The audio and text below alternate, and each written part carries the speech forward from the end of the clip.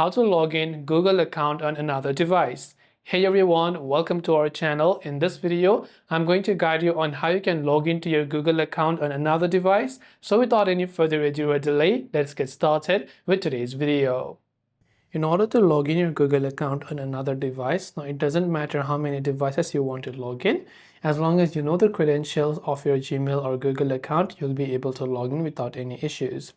Now you can use any Google app to add a Google account on another device. It could be Gmail, it could be Play Store, it could be Google Chrome or anything. Where you have to tap on the sign in button if you're already signed in, or tap on the profile from the top right and tap on add another account, where you can add another Google account as per your choice. So it doesn't have to be that just because this account is logged in on the other device, you cannot log in on the other device. That's not really the case. You can log into as many devices as you want, but make sure that it is a device that you trust.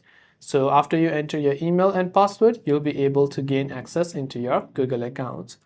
I hope this video helped you out. If you have got any further questions, do feel free to leave them down below. As always, thanks for watching till the very end and see you soon in the next video.